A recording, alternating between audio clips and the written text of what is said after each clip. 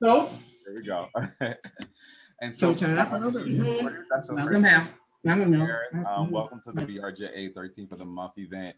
We ask that you go ahead and mute yourself. Make sure that you are on mute. That button, in case you are not using Zoom a lot, is close to where your window is. There's a three dots in the mute beside it. So please make sure that you are muted for this event. There will be a point which there will be Q&A and where panelists can tell you when to unmute and be able to participate in that way. Thank you all for being here with us this Sunday for BRJA's 13 for the month event. If this is your first event, BRJA hosts public events once every month on a specific topic that intersects with race. And this month, we're talking about Black gun ownership. I'll get into that a little bit more. I'm going to go ahead and ask Dana to move us to the next slide. We want to remind you to go ahead and grab a snack to help keep you engaged, or water if you need that to help you stay engaged. Make sure that your charger is by your laptop. I often forget that and I get kicked out of a meeting. So here's your reminder for that now. And then we ask that you have paper close by. There's, like I said, will be a point where there's Q&A. You may want to jot down some of your questions, or panelists may ask you to reflect on a question. So please make sure you have paper and pen close by. And again, we know that it's Sunday, family is around, children, dogs. Try to be as engaged as you can with the conversation. While we know there are others that are probably competing for your attention. Next slide, please. So if you are not already, please follow BRJA on our social media handles. We are Be More Anti-Racist on Twitter and on Instagram. You can find us on Baltimore Racial Justice Action on Facebook. And all of our YouTubes, all of our 13s are recorded and placed onto our YouTube channel, which is Baltimore Racial Justice Action. So you could find this video probably be posted on YouTube in about 3 or 4 days. And then you can find all of our 13th. We started doing these online. I think that was March or April of last year. So you can find the library of those on our YouTube. And please subscribe. And on the other ones, like and follow us as well. And so more about Baltimore Racial Justice Action. So we started in 2003. We are a program of Fusion Partnership, which is a 501c3. We can go to our next slide. I'll say a little bit more about. We offer our public work, which is what you all are seeing today in our 13 for the month event. And then we also have public workshops that we offer for white people and for people of color to talk about confronting and dismantling racism. You can go on our website to learn more about our public workshops. And then we also have like our private consulting work that we do. We work with institutions and do everything from foundational workshop training to coaching and consulting to assessments. So there's a range of things that's offered there. If you are thinking, hey, I want to inquire about this for my institution, there's a questionnaire on our website that you can fill out to learn more about that. And then the last thing that I'm going to mention is about donating or becoming a monthly sustainer with BRJA. As you know, this event that we're offering is free. Free, and that we are not charging, but of course it does cost money for us to operate and be able to offer these programs. And so we ask that you consider donating one time or becoming a monthly sustainer. You can be a monthly sustainer and say, hey, I can give $1 a month. We love and appreciate that. Or maybe you're like, hey, I can give $1,000 or more a month. We appreciate that as well. So you can do that all on our website at bemoreantiracist.org/donate. And you can go ahead and set your amounts there. So we ask that you consider doing that during the event or after the event, considering giving a donation so we can continue to do these 13 for the month events. And I will pass it over to, I believe, Michelle. Oh, I can go. Oh, Julia. Yeah. So thanks everyone for coming. My name is Julia. I am one of the hosts for today, and welcome to the BRJA June 2021 event.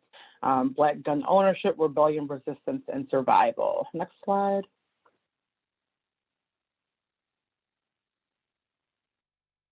So just to kind of go over a quick agenda for today, we're going to do some panelist introductions, which Michelle is going to do. We're going to do some background and some grounding, and then we're going to talk about the history of Black gun ownership, the misrepresentation of resistance, the reclaiming of the narrative, and then some closing questions, and then some, just like our general closing of the event. So this will be what we're going to do today. I'm going to actually go next up to Michelle so she can introduce our panelists for the evening, or for the afternoon rather. Thank you, Julia. Yes, we're very thankful to have our panelists with us today. We're very appreciative of their time and their labor to join us in this very important discussion. So I will be reading a little bit about them so you all have a better idea of who is with us today. So first we have Tenise Reed, who is the CEO and founder of Pretty Shooters Firearms Training, LLC. She started this training school to give women and like-minded individuals a sense of pride and self-assurance when learning to shoot. She has created a space where we belong and feel confident in being self-sufficient. She also gets to break down barriers and connect with awesome people. She's been practicing shooting since the age of 14. Her credentials in this field are as follows: Maryland State Firearms Instructor, NRA Basic Pistol Firearms Instructor, NRA Range Safety Officer, Utah Firearms Instructor, Metropolitan Police Firearms Instructor, USCCA Partner, USCCA Home Defense and Concealed Carry Instructor. Thank you, Tenise, for joining us today. Next up, we have John Roberts, who was born and raised in Jersey City, New Jersey. He then made his way to Baltimore, where he graduated from Morgan State University. Upon graduating, he then enlisted in the United States Army as an intelligence specialist. After his active duty time, he continued to serve as a defense contractor and as an Army civilian for the last 22 years. He currently supports the intelligence and special operations communities. Mr. Roberts is a proud father of his 10-year-old son, Carter. After 35 years of both martial arts and shooting experience, John decided to become an NRA pistol instructor and open his own business, Maroon Defense Solutions, to teach responsible gun owners proper use and handling of firearms, as well as personal defense tactics to protect themselves and their families. He also founded the Maroon Society Gun Club for those who like to shoot and fellowship with each other. Thank you, John, for joining us today. And last but certainly not least, we have Amir Baker. He's a local firearms instructor from the DMV area. He runs and operates Black Star Defense Group, LLC, whose mission it is to educate, train, and equip as many Black individuals and families with the knowledge and tools needed to be defenders of themselves and their communities. Amir got his introduction into the world of firearms through a personal experience that made him realize how important it was for him to be able to defend himself in all aspects, both physically, mentally, and metaphysically. He took that experience and created his defense agency to allow more people of color an avenue to ask questions and get guidance through an industry that doesn't have much Black representation. Thank you, Amir, for joining us today. And I will turn it back over to Julia. All right, so thank you for those introductions, and we're really excited to have our awesome panel with us today. And so just to kind of get into a bit of grounding. So if you have joined our events, if you followed each of our events every single month, you will know that we actually did a similar event in February of 2021 that was titled Not Going Down Without a Fight, a discussion on Black gun ownership. That event was just kind of scratching the surface of this topic. So we had some folks who were talking more about why they, got into, owning guns or why they think it's important. And we talked on some of the history, but we really wanted to go a little bit deeper. This topic is really important and has been coming up a lot more, mainly because there's been an increase in firearm ownership amongst Black men and women. Actually, 58.2% has really gone up within the last 6 months of 2020.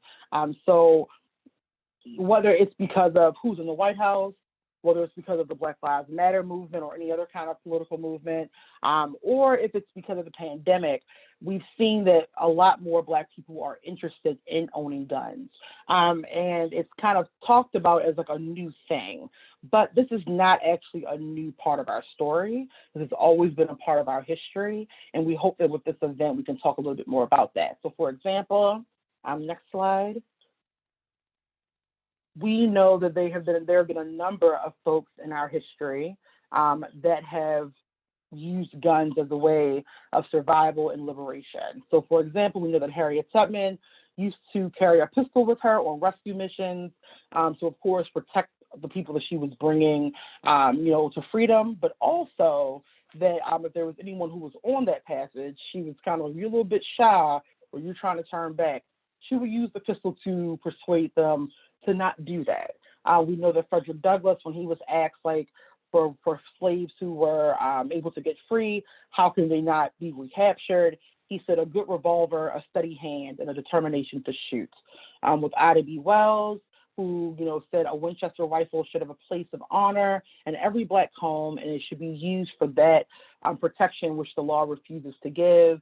We have Fannie Lou Hamer, who said, I keep a shotgun in every corner of my bedroom, and the first cracker, even to look like he wants to throw some dynamite on my porch, won't write his mama again. And of course, we also have MLK, who of course is kind of enraptured in this story of nonviolence. But we know that in 1956, after the bombing of his house, he actually applied for a permit. Now, that did not go through. However, he did have people who did carry firearms who guarded his home and his family during the Civil Rights Movement. And of course, famously, we have Malcolm X, who has, of course, been quoted by saying, by any means necessary. So there is a long history. This is just some of the kind of the ones that pop up in our minds about Black people and guns. So it's not like this new thing that is actually happening. You can go to the next slide to show some pictures of those folks.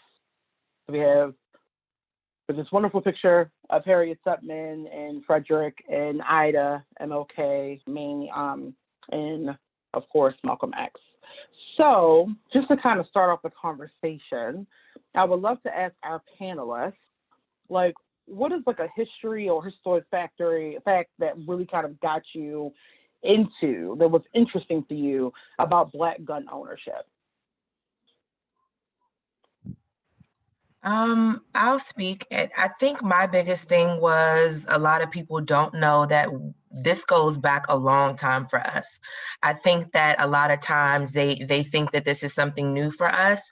And really right up until the Civil War, this was essentially an illegal activity for us. And there was a lot of laws that actually mandated us from not being able to use firearms.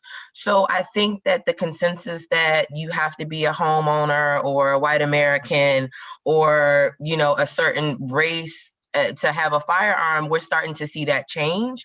And I think it's going back to our original principles about things that happened so long ago, like after the Civil War, to say, we're getting back to our rights and our roots, and we're starting to feel like this is for us again, because it's so many things happening around the Black community. So I feel like we're rallying together, we're standing in solidarity, and we're saying, you know what, we're getting back to the basics. So I think that for me, that's a pretty huge point. Mm-hmm. I'd like to mention something.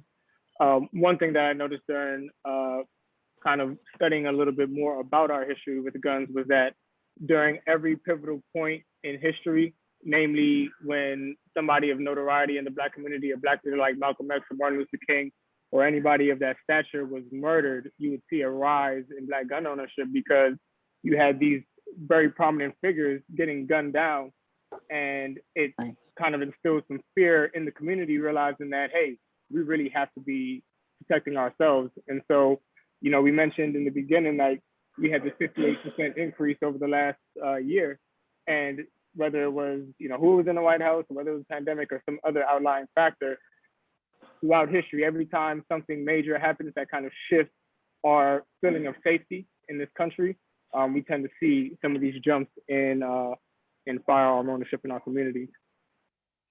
Yeah, and I think, at least for me, it was a philosophical issue for me. When you look at the history of Black gun ownership, what resonated with me is the relationship to violence or with violence that humans have, right? It is a very human thing, and not violence for violence sake, but violence in the sense of we have an innate responsibility to be able to defend ourselves and our loved ones, right?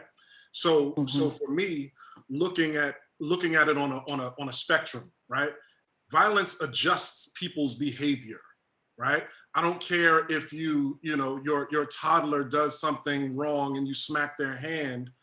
That incident of quote unquote violence can and will adjust their behavior no differently than you come into my neighborhood or you come into my home and do something to hurt or harm myself or my family. And now I'm going to adjust your behavior by acting violently to stop or defend whatever it is that I need to do. So for me, it was a philosophical thing, and I think there's been this kind of epiphany by a lot of people, and understanding that this is a grand equalizer, if you will. Absolutely. So I think that, you bring up some really interesting points. It's a grand equalizer. There's always been this history, and that violence does adjust people's behavior. I mean, we've seen that in the history of this country, in the making of this country. We've seen that during enslavement, and we've seen it during Reconstruction. And so some of these really kind of big historical kind of time periods. So you have the Civil War, you have the rebellions and Red Summer, you have Reconstruction. They're all kind of one of the telltale signs is that there was violence that was happening. And it wasn't just white people being violent towards Black people in this kind of really awful way, but that there were Black people that were defending themselves. So what do you guys think about some of that history? I know in the Civil War, a lot of the history is kind of centered on white people, in this fight for land or for slavery. But there's these other people, Black people, who were fighting back, and they were using guns as a way to do that. I think in some of our conversation, I know that Amir had brought up Black Union soldiers and using of guns. Can you talk a little bit more about that? I agree with what you said and with what John said. And I wrote a point earlier. Like he said, violence is actually, it dates back with us a long time, and firearms is supposed to be more of an independence and a self-determination feeling that helps you, feel more empowered and feel like you can do things. But at the very same time, it is the actual currency and technological implement for our own bondage. So this for us is a point that, like you said, it's very, very deep. And even while we knew that it was a right after a certain point, after the Civil War, it didn't feel like one. It felt as though we were fighting to not be bondaged anymore, even though they said we weren't. And I think for us, the mentality is a little different, because the same thing that saves us hurts us if we're not going to train properly and we're not going to know the facts behind it. So I think for African Americans, being a firearms owner, it's a little more symbolic than some other races, because as I said, this was also the implementation that helped bondage us for so long, until people started fighting back. So with that being said, I think that for us to know the history gives us a different sense of power, and it gives us that sense of accomplishment and just being self-aware back as we're trying to be firearms owners. So. Absolutely. To add on to what the Queen just said, one of the things I think it also did was kind of give us a wall between those who wanted us to not fight for our freedoms, or those who wanted to intimidate us out of organizing and things like that. One of the main groups, the Deacons for Defense, they were born out of a need to protect civil rights activists and their families, right? These are people putting their names and their lives on the line, and they're being met violently, whether it's by police, whether it's by Ku Klux Klan members, or whatever other agents of that time were trying to intimidate them or completely dismantle and destroy what they were creating. And these people may not have necessarily been, I guess for a choice of better words, people who chose violence. necessarily. They were more people who were maybe more intellectual, more about putting in the work, but not so much ready to meet violence with violence. And so how do you protect these people who are just trying to help? Well, you got to put somebody who's willing to put violence, and meet violence with violence, essentially. And so by just through, kind of the historical breakdown, it seems as though a lot of these organizations came about from trying to allow the people who are doing the work to liberate us to work without fear of reprisal, to work without fear of losing their lives or having their families being hurt, because we had a line of community members who were willing to be the soldiers on the front line to protect them. And that allowed them peace of mind to advance us as a people. Right. I think that Charles E. Cobb actually talks about that in This Nonviolent Stuff Will Get You Killed, which is about, how guns made the civil rights movement possible. So he talks a lot about how in order for the civil rights movement, for example, to even really exist, there had to be people that were protecting, like the MLKs and, the Bayard Rustins and all the other women and men and children who were marching because they were met with violence. So it was kind of like, well, if MLK is over here talking about nonviolence, there has to be protection on the outside to make sure this actually continues. So these discussions cannot be devoid of talking about guns or talking about how people were protected during this time period, where I think usually gets kind of left out of the story. Because, like, for example, in history, it's pretty like you get these kind of basic plot points. Like, there was slavery, it ended, there was Civil War, there was Reconstruction, and then, like, I guess Black folks were just chilling, and we were all cool, and we were just like, we want rights, and we were just kind of protesting with signs, and like nonviolence, and I have a dream, and then it was like Barack Obama. It's like these very kind of basic plot points about our story and our history, and there is talk about like fighting back. So we know about rebellions, we know about Red Summer, we know about Rosewood, but those things aren't actually always taught in the schools. Why do you think, from your perspective, that history is being left out? I think history is always going to be told from the standpoint of the hunter, not the hunted, right? So whoever gets to take the picture with the animal dead already, in their hand, gets to tell the story, right? So that's what Black people in America have suffered from since we were brought here. So when you look at these historic moments, Rosewood, the entire Red Summer, et cetera, when you look at these stories, they're told from the perspective of the individuals who controlled the narrative, right?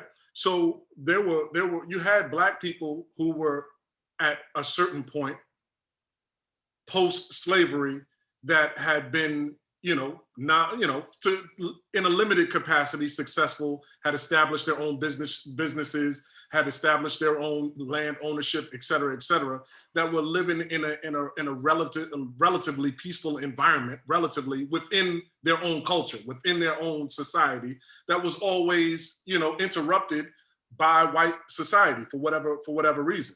So when you have these riots, and with these slaughters, these massacres, where people were prepared to fight back, ultimately and unfortunately, Black people, although they fought back, weren't successful enough to change that narrative and to change the system that they were living in.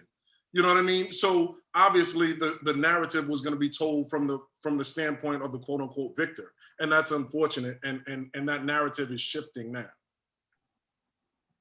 Yeah, I definitely agree with John. For Black people, the fundamental thing has always been, I'm free now, but how can I maintain that, right? So as he said, we've always had a different standpoint. And then to tell a Black person like, hey, you're free, but at any point, you're not going to have the same rights for self-defense. It's like self-defense is technically not colorblind, but the rules following if you use self-defense, what's going to come after has always been the issue for us where the buck stops. We feel like we have different consequences, and we feel as though sometimes it deters the next generation of people from saying, I don't want to go through that. I'm just going to play nice. It dates back so far from us to the oppression and everything. And I think it's hurtful to know that, well, if I do this right, why am I looked at like this? So I think part of the scrutiny of feeling like we're mentally not free, even though we're physically free, has still kind of kept a lot of our community in that mind frame of saying, you know what, I'll do it if I need to, or if it gets close enough to me where I feel like I need to get one, I'll do it.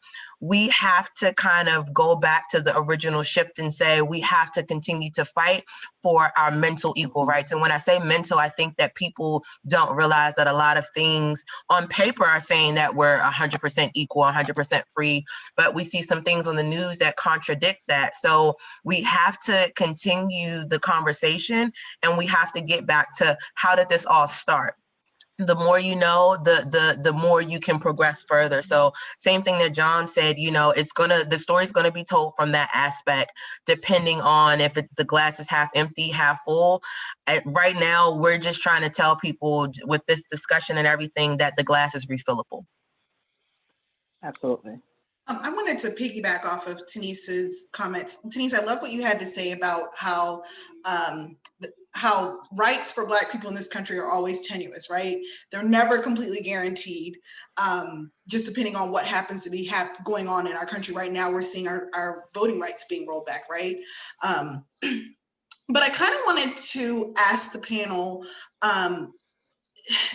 in talking about Black people, because Tanise, what I heard in what you were saying a little bit was like respectability politics a little bit, right? Like, I want to be seen as a good American.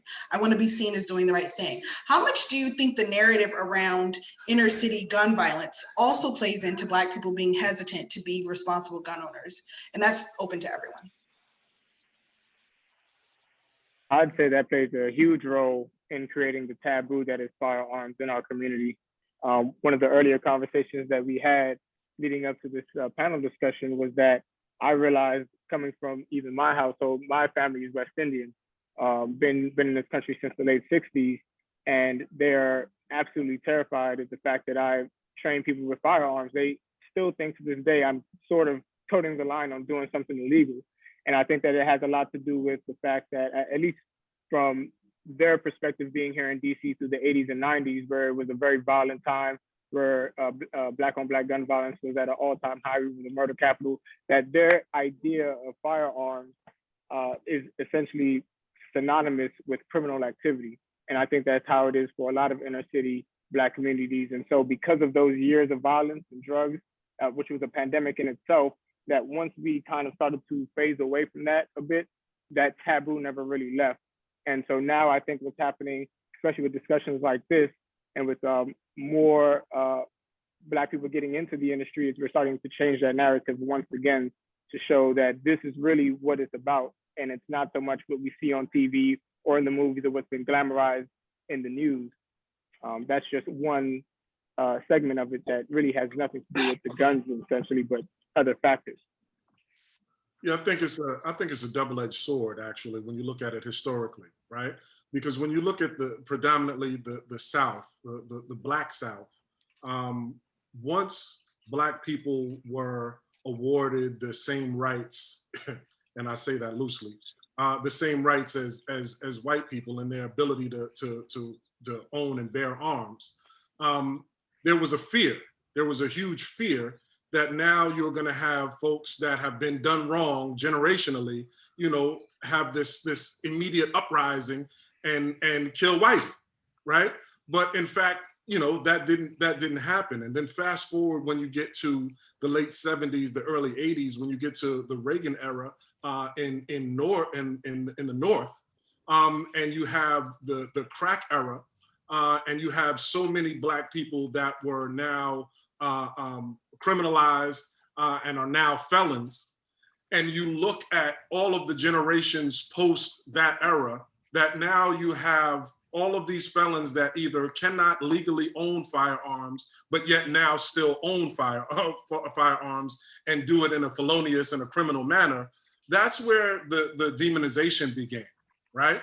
You have all of these Black people that are still dealing with tremendous issues in these urban areas that still reserve the right to defend themselves, that have now been criminalized by a system that we won't even get into that whole conversation. And it created this stigma for Black people in terms of gun ownership. Now, yes, is there an element of Black society that is out here, gang banging and conducting all types of, crimes, et cetera, et cetera? Yes, but that's no different than any other ethnic group in America. But I think the stigma grew out of the 80s. Once you've made all of these Black males, particularly felons, and now you still have them carrying firearms, that created this stigma to where all of us gun-toting males are gangbangers or thugs or criminals, etc. Yeah, I mean, to piggyback off of Amir and John, the perception of Black Americans, no matter if you're talking about male or female, has always been the group of the war on drugs, Black on Black crime. They seem to pull from that pool, especially when you see things on the news, and those are the first things that I see. Crazy enough, the gun narrative has really led to the unequal enforcement and prosecution of gun possession statutes across the nation. It's almost as if they do something, we're going to change it so it doesn't happen again. So we see some of the unfair treatment, but then we also see the fact of why things are changing. Laws are going to change. I told people, I said, the way that we came out in mass numbers to start getting trained and get guns in 2020 is going to lead to some enforcement. When I got trained for my gun license, one of my instructors, a white male, he said, look, gun laws are like bleach. They're good for the whites and bad for the colored. You have to figure out where you're going to stand, and you stand firm. He said, you're the narrative and the change that needs to happen. You have a double, as John said, that double-edged sword. He said, you're a female, you're an African-American. So just know, coming into this field, you're going to hear more no's than yeses, but you know right from wrong to stand on that. And at first I was like, he's been in this a long time. He's probably looking at it from another spectrum. I know that we're oppressed in certain ways, but the more and more I get into this field, I'm starting to realize I can show people all of my credentials and I'm still looked at in a certain manner. The demographic pool that they're pulling from, it's always going to show the deaths before it shows how many lives firearms save. And I ask people, when's the last time you looked at the statistics for how many lives firearms save, especially in the Black community? I think that we do still live in poverty in a lot of areas, but I also too think that they purposefully want us grouped together in those areas. Baltimore is a really big area for that. I think when things happen out there, the riots and things, I never really fully remember the recover of the people in certain areas for them to kind of get back on level playing field. So I think now we're seeing that people are starting to level the playing field and making sure that more of those demographics are smarter, and we're having less ignorance issues with firearms, and we're trying to really educate everyone on how to move properly, even living in those areas in certain poverty lines. Yeah, so that actually did a beautiful kind of flow there, because that kind of brings us, I think, to our next topic and a point that I really wanted to bring up. For one is about the kind of the misrepresentation of resistance, and also the fact that a lot of the time the gun conversation is centered on men, whether that be white men or Black men. So a lot of the time this is like a masculine kind of discussion. So Tanise, you have you kind of own a very particular sphere in, I think gun ownership, and that you're a Black woman. And I think that, that statistic was saying that it's not just Black men that are buying more guns, but that Black women are also buying more guns. And yet, like I said, in that kind of beginning grounding this conversation, I mentioned a few women that have been using guns, that have been advocating for guns because they see its importance, and not just of their protection, but in the survival of themselves and the community they are, that they are protecting and they are a part of. So where do you think that kind of that history, that misrepresentation, why do you think Black women are being left out of that conversation? And how are you, in the work that you're doing, why is it important for you to kind of keep that going?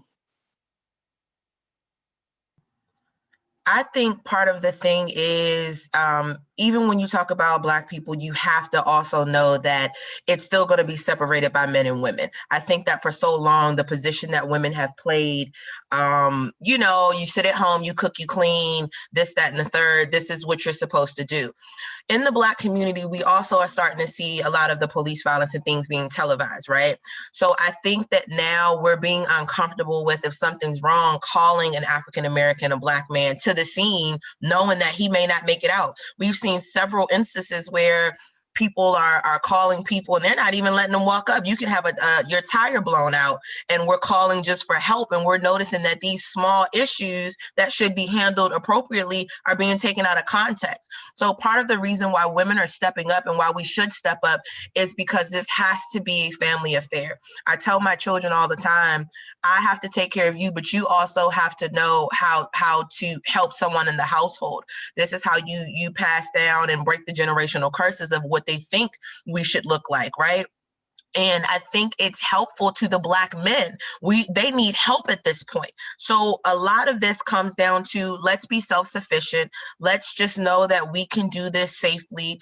Mothers and women are natural born protectors. We're natural providers. And I think that it still goes with our mission statement of, you can be a woman and be girly, but still protect yourself. I think we're tired of being vulnerable. And as the African-American demographic, on top of being women, we're super vulnerable.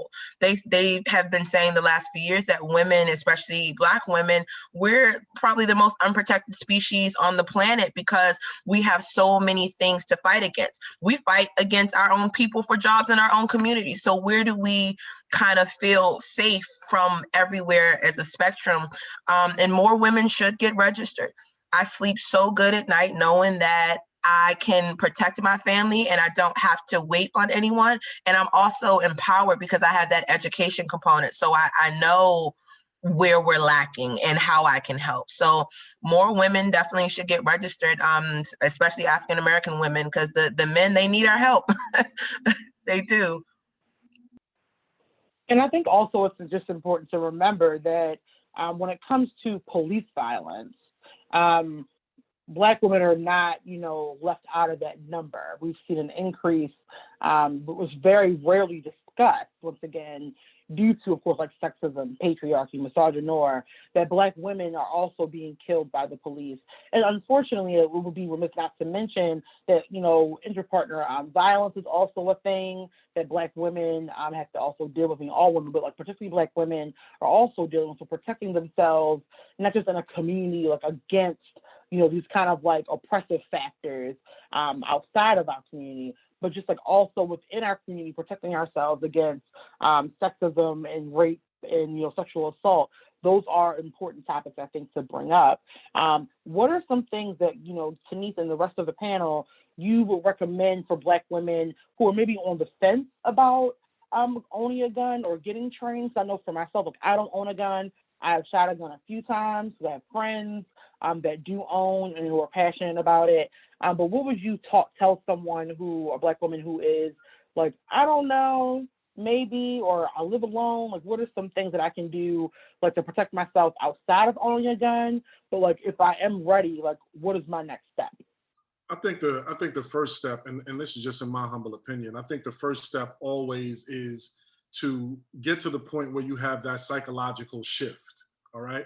Because in order to as Tanith was talking about, sleep well and get to a certain place of peace, in order for there to be peace, you have to prepare for war, right? In order for you, I used to have an instructor who used to tell me, John, I don't want to fight anybody. And I used to look at him like, well, what the hell are you talking about? Like, we're in here fighting for 4 hours a night. Like, what are you talking about? I don't want to fight. He was like, I don't want to fight anybody because I know how to fight. And it took me a long time to master my skills, to understand what he was saying. I don't want to fight because I know how to fight, right? And the problem, and it's not necessarily a problem, but just the issue a lot of time with women in self-defense is they don't know how to fight, so there is no peace, right? They are afraid because they don't have the skills to make them peaceful and comfortable in their skill set. right? So when you provide and you attain those skills, like Tanise was saying, once I know how to do all of these things, I'm okay. I can sleep right. I can walk down the street. I can get out the car in this sketchy neighborhood and go to the store and get a bag of potato chips because I'm at peace because I have a skill set that has given me that peace. I don't have to worry about it. Oh, what's going on? I'm clutching my purse. I know I'm not getting out in this neighborhood. No, I'm at peace now. I can sleep. If there's a bump in the night, no, I can wake up and make sure my babies are okay and go deal with the situation and call the police later. So it's a psychological shift that I always teach my women students in understanding you have to fight through it and get this toolkit, if you will, and that toolkit is going to give you that peace. And until you have that psychological switch and understanding that that is actually what we're talking about, then there's still a journey to be had. Yeah, and it's funny because I actually have on a shirt that says praying for peace, but prepared for war. So this is the first Pretty Shooter shirt, and this was an important message to put out. As you can see, John, another fellow instructor, he touched on that. At the end of the day, certain things that have been put into place don't work properly. We know that. The police are supposed to use something called the use of force continuum, but we're not mentally preparing them to not be scared and flinch. So if someone in a position of power is still having trouble with that aspect, imagine what such a demographic is as Black people are mentally going through. We have to get to the point where we're being prepared. And I tell women, you don't have to go to firearms that are a lethal method. You can go to things such as pepper spray. I have Black women who I know and I send people to. She's a Black belt in karate and taekwondo. She helps women build up their body structure. She helps them learn about better finger dexterity. I think that these are all important components. I have people who can teach you how to use pepper spray and Kubotans. There are other methods, and I like to call them the 3 methods of self-defense when I'm teaching my women, especially from a mental standpoint, to say firearms is the last one, okay? Then you have the first one, which is using your actual body or your hands or your arms, which is the physical fight. And then in the middle, you have something else that's not as lethal, but it'll allow you to get away. I don't just say, go get a firearm. I say, how can we help you arm and protect yourself? Where mentally are you enough to say what you can learn? Tell me so I can help you. I think that it's not just about firearms for me, because I tell people once you get to the firearm level, that is a mental and physical change that needs to happen throughout your household, throughout how you move daily, how you think. Your situational awareness is going to be key throughout your life, whether you're carrying or not. Once you learn these set of survival skills, it should never leave you. And I think, as he said, if we as Black people, because I think that that's another misconception, they think that a good tax-paying person is not going to be scared in a certain neighborhood just because we're all of the same color. We all have that fear, and we are all people. So we have to get back to the original point of arm yourself. Again, as the shirt I'm wearing, we're going to be praying for peace, but prepared for war. We just really have to get ourselves back to that beginning point of why we're doing this and doing it for the right reasons and getting that training in. All right. Go ahead, Amir. I was just gonna add one point to that. I tell the female students in my classes, don't let your nurturing spirit be your Achilles heel. If anything, let it be at an advantage to you, because most people aren't expecting, the soft, sweet girl to be able to be deadly. And, I tell them about the history of the Amazons of Dahomey from the country of Benin of the 18th and 19th century, which were some of the most lethal female warriors that ever existed. They were mothers, they were wives. They had families, but they were lethal in their own right. And I often say, don't let that whole idea of how we grew up watching Disney Channel, that damsel in distress thing, that's fantasy. Everyone has to be able to be ready and willing to protect their lives. That's an inherent right that we have as human beings. And so, I often just say to, Tanise's point, don't wait for somebody else to come and save you, because you have to be able to save yourself. And as she stated before, and I've heard this from many of my my female students, is that they are afraid to call in men to help them because they don't want to lose their men. Like she hit the nail on the head with that, and I think that that is encouraging more women to step up and probably take some matters into their own hands where they don't have to call on a man because they don't want to lose the men in their lives. But again, that damsel in distress idea and concept that women are soft and are supposed to be protected, which they are, don't get me wrong, but they are very well capable of protecting themselves as well. And if a woman can protect herself, if she's capable and able, and she has a man by her side that can also do the same, that's a deadly force to contend with. And most people are not willing to battle that. Okay. So let's also talk a little bit more about the kind of other parts of resistance and how they are kind of being pushed up against. So we have, we talked a little bit about the criminalization of Black gun owners.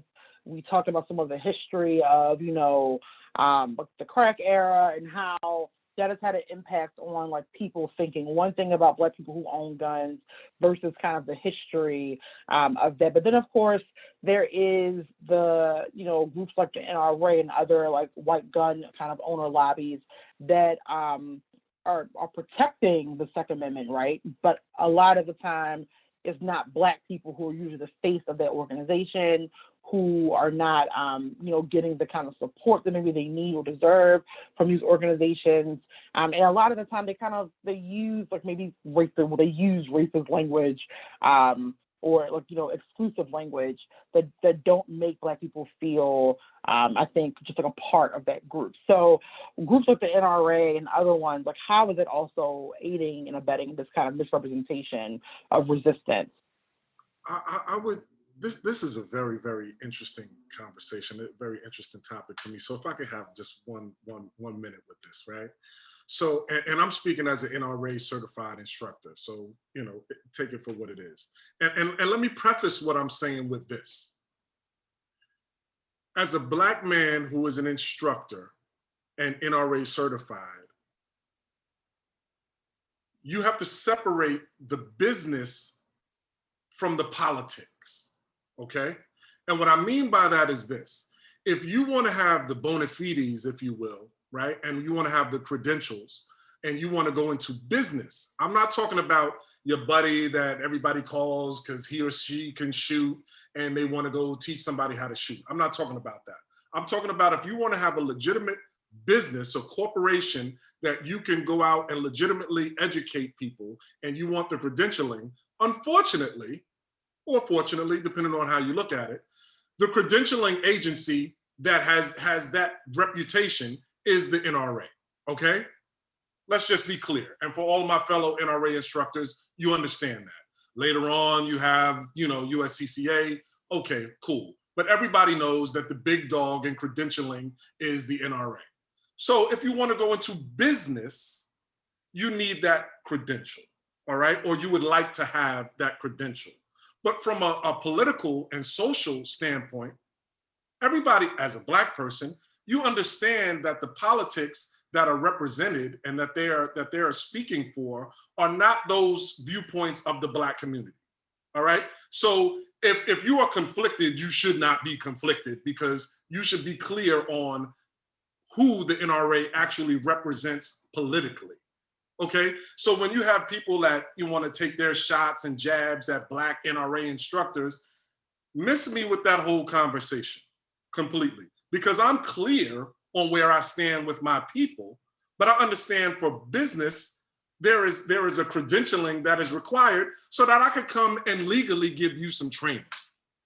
All right. So if you don't understand, let me be the one who explains to you the separation in those facts. But I'm not going to take up all the time. I'm sorry. I got a little hot. Go ahead. You know what? You segue, and me and Amir is over here smiling like, yeah, brother John. But I mean, let's be clear, right? And I've said this, Julia, in some of our conversations, I'm for personal self-protection and I'm against political violence.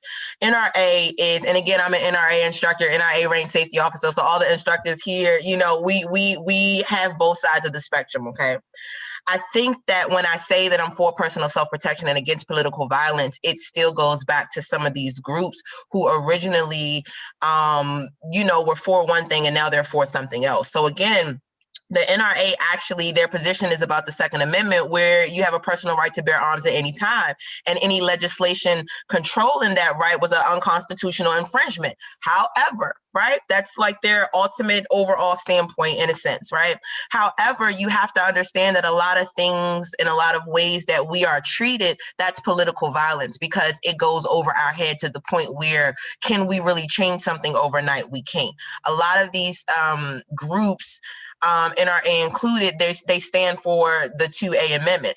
I love the fact that I'm able to do what I do because of some of the things in the Constitution, the amendments. However, is it really for us? It's not equal. So I always tell people, I love the fact that I'm able to do what I'm able to do. However, we all don't have the same equal rights. So can I fully 100% emotionally support any group that doesn't resonate and say, hey, we see that this is not fair. At least let us try to make it more present for you to feel comfortable. So the reality of it is, with the surge in firearms, we're bringing in pretty big bucks as well. So we have to get to a point where our piece of the portion, not even the company, but our vote is counting for something, because we're part of the reason why you're able to stay in business. So at some point it's going to have to meet, it's going to have to, and it's been coming to a head.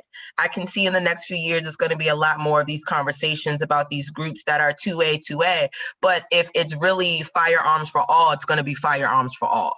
Right? There's really no legal data that says a Black person carries a gun more than a white person. That's just, if you can find it, someone send it to me. Okay. So we have to get back to actually stating facts, and we have to get back to saying, hey, we're all for personal self-protection and against political violence. But if you're screaming 2A and you know it's not fair, and that's your mission statement, what are you really saying behind closed doors? So we have to kind of know that some of these groups, again, gun laws are said to be like bleach, good for the whites and bad for the colored. So we have to break that narrative and make it safe for everyone who's a supporter of firearms in the 2A community. So it sounds like you guys are kind of, using the old age, like keep the meat and spit out the bones kind of thing with the NRA. So it's like, you understand that history, you personally understand the history, and knowing like kind of like what the representation is with the organization. But like you also need them because they are kind of like the big wigs. So you have to use them, and then you're able to, to use that other information to kind of protect your community. But I think that kind of brings us to a larger conversation about, for one, do we need to, I think in the future, as more Black people, get trained, as they, kind of make a bigger piece of that pie that represents organizations like the NRA, and you're seeing kind of a growth of our own kind of groups, right? Like of groups that are saying, we don't want to be around the NRA, we want to kind of like, divest from this group, while also kind of keeping with like 2A and Black people or brown people. So why do you think that these groups are other than, of course, those kind of racial overtones that are happening, why do you think it's important, like, that these other kind of groups, these kind of separate groups are popping up? And how has that impacted, like, you personally in your business and your kind of your work possibly? I would say that the importance of some of those groups popping up and how it's impacted me personally is, again, being a safe space for us as the Black community to inquire about these things. It's very awkward to go to Virginia and you walk into a gun store and everyone's all white and you're, Black with dreads and you're asking about guns. It's like, well, which gun is more lethal? Or, ask any questions within the space. It's a bit unnerving. And so these organizations and what they do is they pretty much give you the ability to get the education and to get the training in a space where you don't feel singled out, or a space where you don't feel like you are toting a line of maybe being offensive or seemingly trying to start a race war or something. That was a lot of what I felt when I first got into it. I was very intimidated to ask certain questions or to even inquire initially because of those things, especially when you start to see there be an uptick in Black gun ownership because of police shootings, right?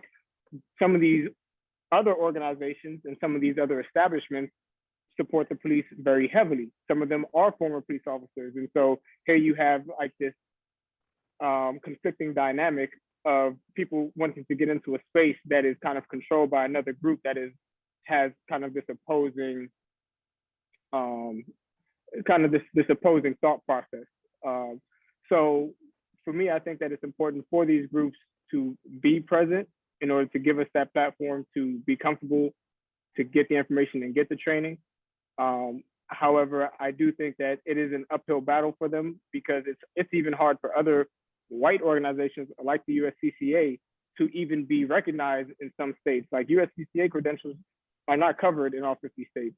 NRA, like John said, that's the big dog in the room. You NRA, you're pretty much good almost everywhere you go. So imagine other white organizations trying to come in, having to fight this uphill battle. These other Black organizations are going to have it even tougher. If I could jump in and say this, right? To your question, Julia,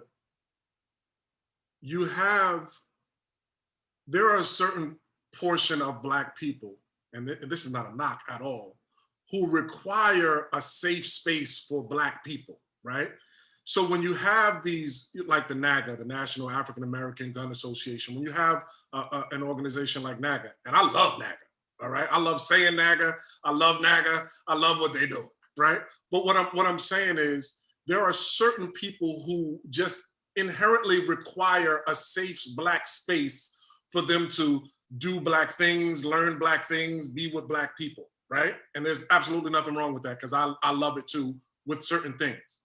But then you have a certain population of Black people, and I'm a part of that union, who I don't care what space I'm in. I'm gonna be unapologetically Black in that space too, right? So even as I operate in an NRA space or in white gun American culture space, I'm still gonna be unapologetically Black in that space and force you to respect it and force you to understand that I have the same right as you. I have the same requirements to own a firearm that you have, right? I have the same needs that you have. I have more skills probably than you have. I have more experience probably than you have, all right? So just let me live. But when you create these, distinctly separate spaces, you create that tension in that friction between the two elements, right? I'll give you an example. It was around election time, right? It was around election time, and I'm at the range doing what I do. I wasn't even teaching a student. I was just training as I typically train, 3-4 nights a week. So I'm in there training, and there was a family in the range, a white family that was at the range, and they all had on sweatshirts that said, "We're voting for Trump, get over it," right? I was like, so you already know what type of time they on, and they're with these sweatshirts on at the range. I'm voting for Trump, get over it. Now, as my fellow instructors know, I got on my electronic earmuffs, so it amplifies the sound. I can hear all over the range, so you're not saying something that I can't hear. So these people were in the lane to my right, okay? So they weren't 5 lanes down, they were right next to me. So I'm shooting the lights out, and the woman that was in the lane says to her husband, "Who the hell does this guy think he is shooting like that?" And I lifted up my earmuff and I told her, I said, "Since you asked, I'm not to be fucked with. So you should just enjoy your evening," right? And her husband turned around and grabbed her by the shoulder, like, "Oh my God, he heard you, dear. Like, what's going on?" I said, "Yeah, I did hear you. And I don't understand why, me shooting required you commenting on it." But my point is this, right? To operate in a space where there's only Black people at the range, I'm gonna set up a range where it's only Black people all of the time, 100% of the time, and I'm never gonna shoot with white people, right? You don't show the level of preparation. you have to force those moments that I'm talking about right there, right? You have to have those moments where you're gonna see that I'm ready for all of the smoke. So if you have a problem with my level of marksmanship, then you're gonna have a long day in here, all right? Because you and your Trump sweatshirts gonna go outside and cause problems in the parking lot. I have just demonstrated that I'm ready for all of your dumbness, all right? So, but when you don't provide those types of instances where we're just over here and you're just over there, it creates this space that I like to instill fear in people that require fear to be instilled in them. Not every white person needs to be afraid, but those white people needed to be afraid. And I don't have a problem instilling that fear in letting you know, yeah, I'm with all of the shit. And I'm sorry for saying that on the thing, but I'm with all of it. All right. So you need to understand I'm not doing this in private. I'm gonna show you right in front of you that I have the same skills or better that you have. And now we need to deal on that level. You are no better than me. I am no worse than you. Let's get it. I'm sorry, go ahead. No, that's a hard comment to follow, because I think that, you know, you feel the same way we all feel, but I'm going to leave you guys with this about this topic. I often tell people, and I often tell my kids, and I'm going to give you guys a little analogy, and if you just give me a second, it'll make sense at the end. There are 4 types of people in this world. And this is anybody, Black, white, brown, Asian, it doesn't matter, right? I want you to just open your minds for a second. The first type of person is the type of person that has cash. That's the type of person that mind frame of having cash, they don't know, or they can't really think about saving. They're not thinking about the next day. They're only thinking about what's currently in front of them the few hours, right? That's how I look at, or some people look at trading, right? The second person is the person with credit. That's the person who kind of knows the importance of a few things. They want to kind of, you know, be better, but they're trying to figure it out. And they also, too, know that they're robbing Peter to pay Paul. The third person is the person that has cash and credit. That's the person that says, hey, I know the importance of both, right?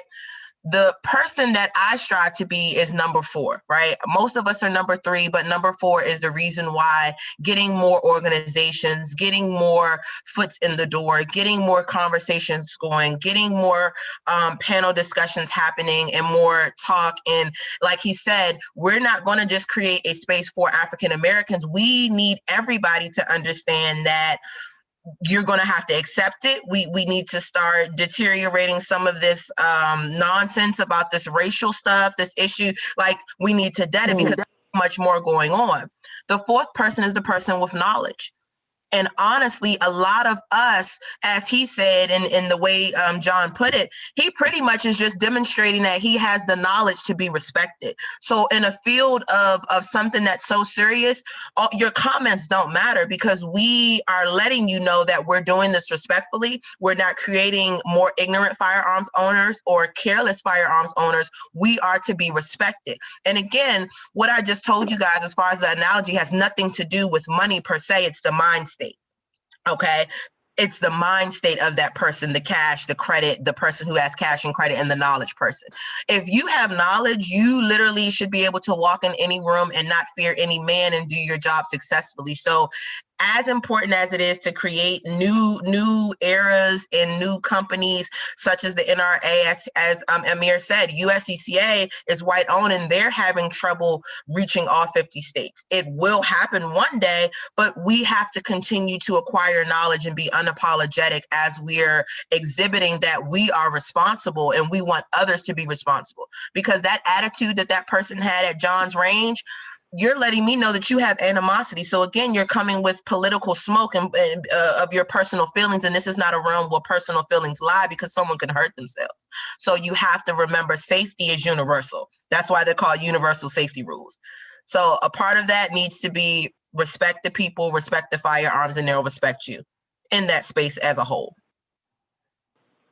Okay. I think that, like, I mean, I see Philip's question. I see Denise Johnson as well. But like, I think that Philip, brings up a point that I think kind of brought out for me in what you're talking about, John and Denise, is that, like, so what he says, like, so is your reasoning based on fear, in the sense that you want it known that you are not to be messed with by anyone. And so, like, I think that that is a very, like, you all have a very distinct, as people who are a part of this world, very distinct points of view on this topic, but is that the only way that we move forward as a group of people? And so, like, how do we, I mean, here's the thing. We live in a country where everyone has, like, their own opinions and they have their own points of view about how we as a community, as Black people, should move forward. So you have people who are saying we need to, you know, stop talking about racism and critical race theory, even though some people don't know what that means. You have some people who are of the mindset we need to kind of be separatists. You have, you know, other folks who are talking about, you know, other topics. But how do we collectively move forward, especially I think when it comes to, like, gun ownership, and it being a part of our liberation discussions and being a part of our survival discussions, where it's like some people just don't want to be around in white spaces because they literally feel unsafe. There are Black women who may not want to train with Black men because they feel unsafe.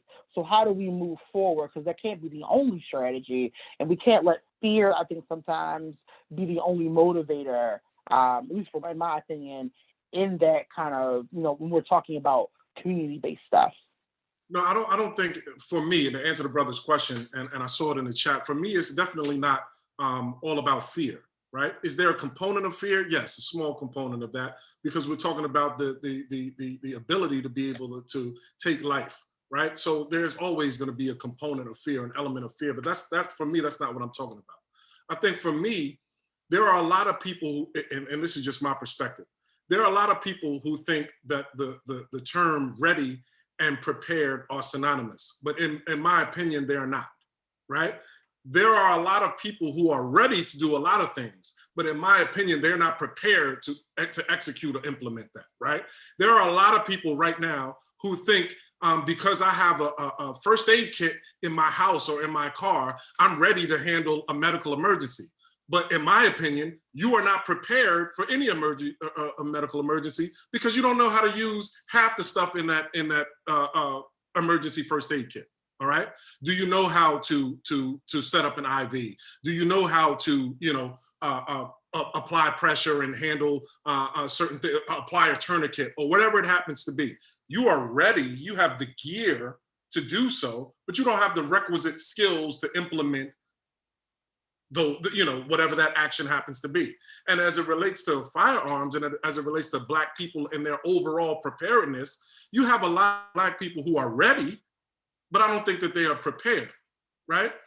Oh, I'm ready for all of the smoke. I got a gun, but you ain't touched it in a year, all right? You didn't know how to hit the side of a building if you needed to, all right? You don't know all of the steps that you should actually implement well before you pull out a gun, all right? Yes, you are ready, but you are not prepared, right? So when you talk about Black people in terms of gun ownership and their place in society and dealing with white people have a culture of preparation, not readiness.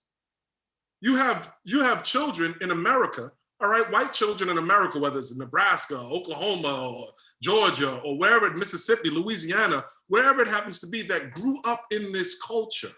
Their grandfathers and grandmothers and fathers and mothers have prepared them not only to use a firearm, right, but to use other tools, how to hunt, how to fish, how to sustain themselves in the use of all of those deadly weapons, knives, hatchets, axes, arrows, bows, guns, shotguns, rifles, you name it. They are legitimately prepared. They're not just ready, right? And until Black people understand the holistic picture and become prepared, we're still gonna have problems because in my humble opinion, far too many Black people are ready for all of the smoke, but they're not organized and prepared for it. That just hit the nail on the head, John. You know, Black people have to be real with themselves. Heart disease is like the #1 leading cause among us in a certain demographic. So as soon as my son turned 10, I'm like, you have to go get CPR certified.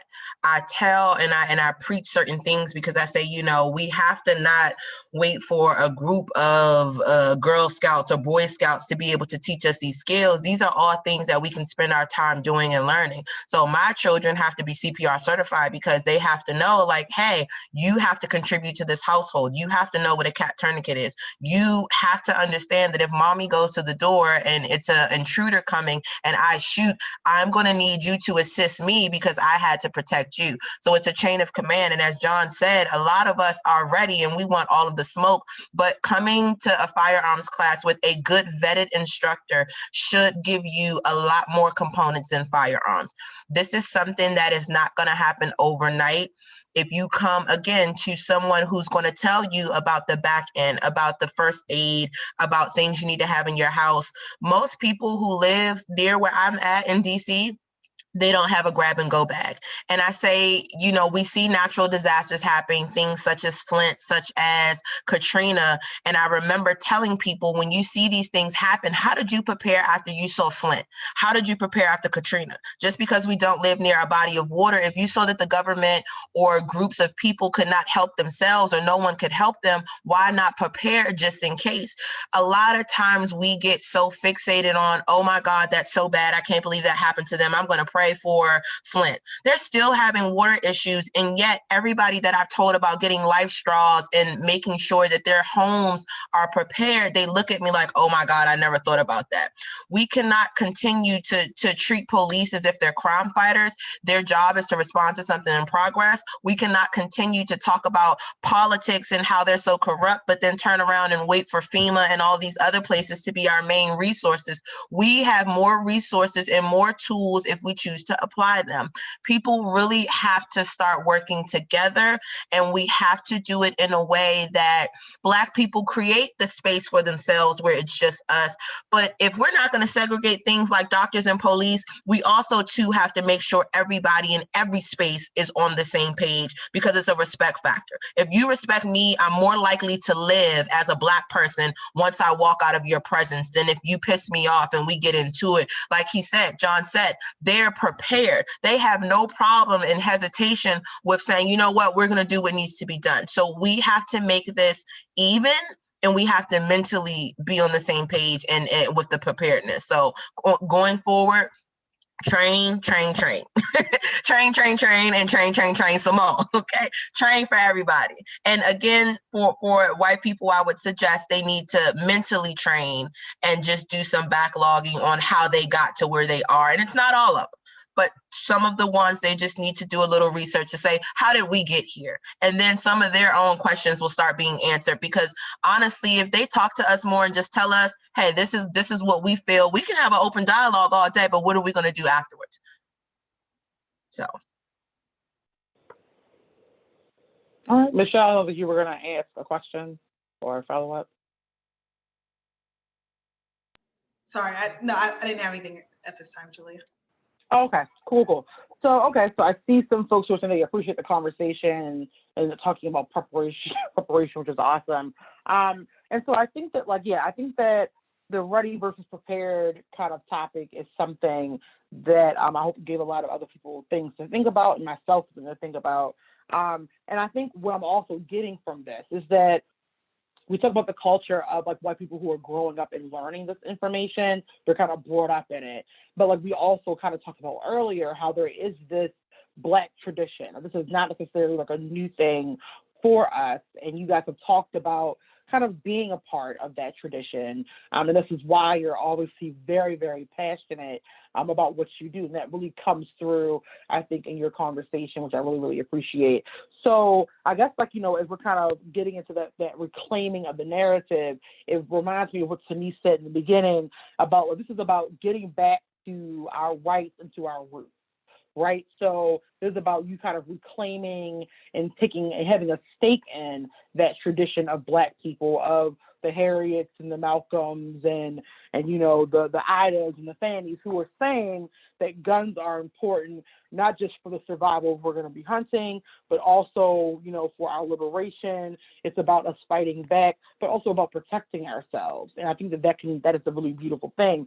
So why is it that you're like, how do you move forward? Like, what is your next step, I think, in kind of creating more of this tradition so more Black people are not just about getting prepared, but they know the history that is coming with this when they're stepping into a space with you? My first thing, and I think I was telling some of you guys earlier, I recently just started my nonprofit. I want to be more of a family operated business where if I'm training the parents, I don't want to just rely on the mom learning new information to go back and relay it to her son or whoever else. I want to be able to give the kids a safe space as well to kind of talk about things that they're going through. I want to not only integrate that, but I want to integrate more of the other things that you don't see often in the Black community, shooting sports. I want to integrate more meetings where a lot of instructors such as Amir and John, we're getting together and we're collaborating and we're actually doing this. So where we're not competing, we're eating. And I think that once we start buying back our communities and once we start really being deeper in the community with what they really need, then we'll start seeing more people, you know, interested in coming. I think I'm going to continue training. I don't put a number on how many people I want to train. I could say 1 million, I could say 1,000, but right now my focus is to just be available to people. I've trained single mothers with no money. I've never turned anybody away. So I think being a small Black business right now has allowed me to reach the people on a level that I'm just so blessed with. And I'm going to continue to do that. I'm going to use the nonprofit to go speak to people who have been victims of gun violence. I want to start touching as many people as I can, because again, this is more than just a gun and saying, hey, shoot, bang, bang. This is a lifestyle. This is a mental change. This is the oppression side of everything we've been through, us saying, let's take some responsibility so that way this cannot happen in the future. This is us preparing our future generations and communities. And I think as long as I keep my mission statement and just keep working and keep reaching as many people as possible and educating people and being that unapologetically Black, being prepared and not scared, I think everything will fall into place. I plan on opening up my own range and it will be for all. Of course, it's going to be things there that are just going to be for us as that safe space. But I don't want to be part of the problem. I don't want to further segregate everything. I want them to come if they are willing to sit with us and learn the information and learn that we're people too. I want that to happen. So we'll see. But right now it's just continuously training. That was dope.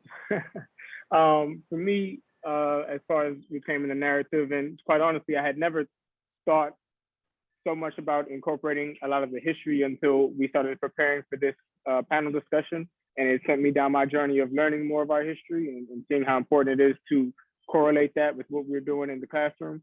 But I know that one of the things for me has always been about trying to be relatable to the people who are, you know, kind of just your general public, especially guys who look like me, guys who may be either from the streets or just maybe deemed you know, a potential suspect, like as far as the look, right? I'm dark skinned with dreads. You hear on the police radio at least 5 times a day my description as somebody who they're looking out for. And so I think that because of the history of us moving away from legal gun ownership to thinking that everything had to be illegally done, and we have so many people in our communities who could legally own a firearm and don't, just because they haven't been introduced to the legal way of doing things, and even knowing that these avenues are here and available. That's kind of what my mission is to bring that legality to the common folks, especially young people, people of a certain generation between the ages of 18 and let's say 35, 40. Because once I started to get into this space, and I had got into it specifically just for my own training and proficiency purposes, that so many of my peers came and were like, how do you do that? Like, you get to carry a gun in DC, or you have this and you have that, and you go shooting. Like this was new to them. And it was new to me at first, but I thought this was common knowledge. I thought I was late. And when I found out that there's such a gap in information, I said, let me become somebody who can fill that gap for the people in my immediate sphere of influence. So one of the main things that I'm trying to do is make sure that I give them that education, that avenue, and that opportunity to do things the legal way, so that when we have these encounters with police or have these encounters where we have to defend ourselves, that we are able to do it, and that we have not just the education as far as firearms are concerned and that training, but understanding of the law, understanding of all these preemptive things like John was talking about, being prepared, all these things that you do before you get to the point where you actually have to become lethal, and kind of just bridging those gaps, having those conversations, and having more events like this where we can actually talk about it and expand people's vision or mentality on the topic. Yeah, and I think for me, changing the narrative happens on two fronts, right? The first front is with people in general, particularly Black people, but all people. And what I mean by that, and this is going to sound like a shameless plug, but it most certainly is not, right? So even in creating my company, Maroon Defense Solutions, I always got a lot of questions about, well, why did you name your company Maroon Defense Solutions, right? And there are a lot of people, I'm not going to insult anybody's intelligence on here, about who the Maroons were, right? So if you don't know who the Maroons were, do your research and you'll find out. But I had this one guy, he was another instructor, a white guy. I was at another shooting event, right? And I had on my shield, my company shield, right? And he saw, and one of the other guys that was there, he was an instructor that knew me, and we were talking about business. And this white guy walked up to me and he goes, I don't understand. Why is the name of your company Maroon Defense? What is that? Well, like the stink face and attitude, right? And in a nutshell, I just explained to him that the Maroons were enslaved Africans that came to the Caribbean and the Americas, and ultimately kicked the British's ass so hard that they had to implement a treaty, right? And that's the very, very short version of the story, right? And he looked at me and he's like, "Oh, wait a minute, this guy is different." No, I'm not different. I explained to you a historical fact, and this is my lineage. This is my people. This is what we come from. This is who we are of. And he was shocked and taken aback that I was even bold enough to explain to him. Well, why would I be afraid to explain to you what I named my company? This is what it means to me.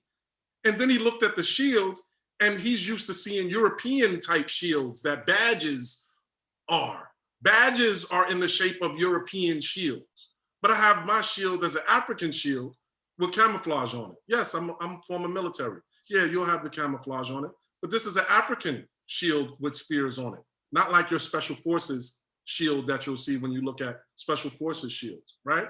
So just in the education of who I am and what I represent, I'm trying to change the narrative with all people. And then on the flip side, the second side is this.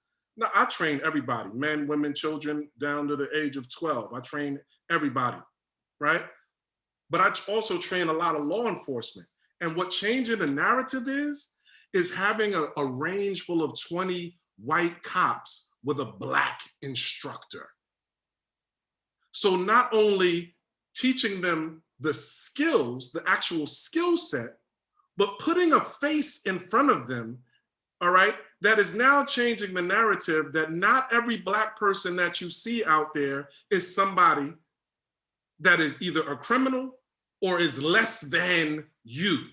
Because obviously, I have more knowledge than you do about this because I'm standing in front of you. And that is very, very important to me in changing the narrative. All right.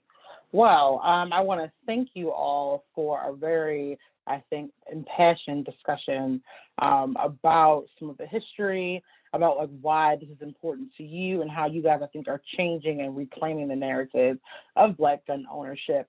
Obviously, we have some like awesome folks who are in the audience. It is 3:01, and I want to make sure that we are respecting people's time for this event.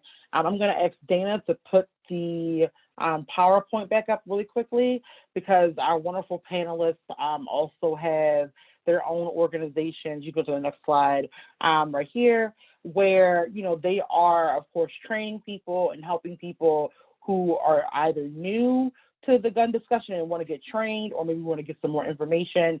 And this is where you can find that information, as well as the National African American Gun Association, which was mentioned in the conversation. So please make sure you take a picture or a screenshot or write down the information, just so if you want to do more and talk with them more and support their organizations and businesses, you can do so when the time is right for you. I think it's important just to remember that with this topic, as you know, BRJA, we want to make sure that we are bringing these discussions over. This is not the end all be all of this discussion. This is a huge, huge topic that I think is going to continue to grow and change as more people get interested in using guns. I know myself, I have a lot to think about.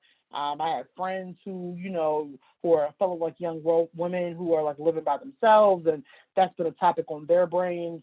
And so I think that, like I said, as this kind of continues, this will be a topic that I'm sure we will talk about again, that will resurface, and that people will change and bring their own kind of points of view.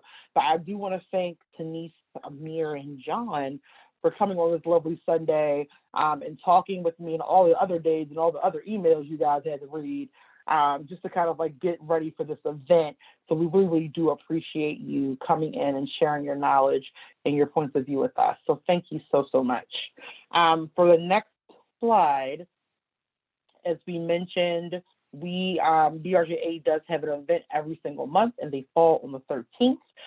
So for our next event, we are going to be having an AAPI event, and so we hope that you'll join us and kind of having a discussion with Asian Americans and Pacific Islanders, just about some of the recent things that have been happening, and some other topics we hope to cover, which I think will be a very, very like awesome event that we're really excited to put on.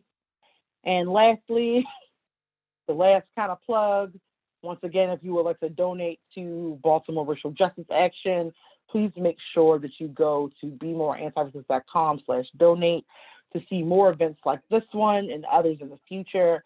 We are really open to making sure that we keep these events free and to bring other folks on to talk about a myriad of topics. So in order for that to happen, we need your support. So donating, sharing, talking us up is always a good way, but of course, you know, some money is always good. So we hope that you enjoyed this event today, and we thank you all for taking time on your beautiful Sunday. Thanks again, and we hope to see you next month. Be careful of the cicadas, enjoy this beautiful weather, and be safe out there. Thanks. Thank you, everyone. Yes, thank you for having me. Thanks for being here. Yes, thank you for having me. This was fun. Amir and John, I'll be bugging you soon. Looking forward to it.